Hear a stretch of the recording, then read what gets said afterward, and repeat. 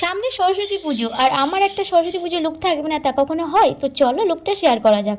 প্রথমে আমি এখানে একটা টোনার অ্যাপ্লাই করে নিয়েছি, তোমাদের কাছে যা টোনার থাকবে সেটাই তোমরা দেবে। তারপর আমার এখানে বেস্ট ময়েশ্চারাইজার তোমার নিভিয়া সফট অ্যাপ্লাই করে নিয়েছি, তারপর একটু প্রাইমার দিয়েছি। তারপর দেখো নো ফাউন্ডেশন, জাস্ট একটা আমার স্কিন টোন থেকে একটু হাই একটা কনসিলার নিয়ে সামান্য যেখানে যেখানে দেওয়ার দরকার আমার মনে হয়েছে দিয়েছি, দিয়ে ভালো করে ব্লেন্ড করে নিয়েছি।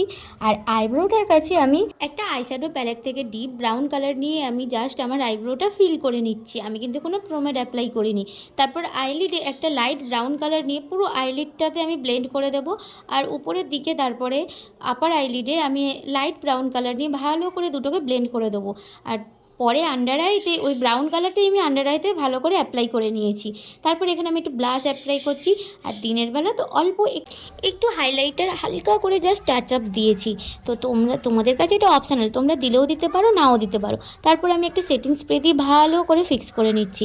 এখানে আমি তারপর লিপস্টিক অ্যাপ্লাই করছি। লিপস্টিকটার শেড নাম্বারটা আমি বলতে পারবো না, কারণ দুরকম মিক্স ম্যাচ করে আমি পরেছি। ফার্স্টে একটা ডিপ কালার শাড়ির ম্যাচিংয়ে কালার দিয়ে আমি আউটার লাইন করে নিয়েছি। তারপর একটা নিউড কালার দিয়ে লিপটা করেছি। দিনের বেলা তো নিউড কালার না দিলে ঠিক ভালো লাগে না। আর এখানে আমি আইলাইনারটা ফোন ক্যামেরা অন করে পরতে পারিনি, তো পরে পরে নিয়েছি অফ ক্যামেরাতে। আর একটু মাস্কারা অ্যাপ্লাই করছি। আন্ডার আইতে আমি কোনো কাজল অ্যাপ্লাই করব না, আজকের আমি কাজল ছাড়া মেকআপটা করব, জাস্ট আইলাইনার মাস্কারা। আর তারপরে দেখলাম লুকটা করার পরে একটা টিপ না হলে ঠিক ভালো লাগছিল না। আর আমার কাছে না টিপ নেই, কারণ আমি টিপ ইউজ করি না। তো আইলাইনার দিয়ে টিপটা করে নিলাম, জানিও তো কেমন লাগছে। আর এই হারটা আমি আমাদের এখানে রাসের মেলা থেকে নিয়েছিলাম, দেখলাম হারটা ভালোই লাগছে। এবার এলো কানের পালা। তো ইয়াররিংস পরতে গিয়ে আমি বড্ড কনফিউজ হয়ে যাচ্ছিলাম, যেটা পরেছিলাম ওটাই থাকবে না এই বড়টা অ্যাপ্লাই করব বুঝতে পারছি না। তো তারপরে দেখলাম পরেই দেখি যেটা ভালো লাগবে সেটা রাখবো।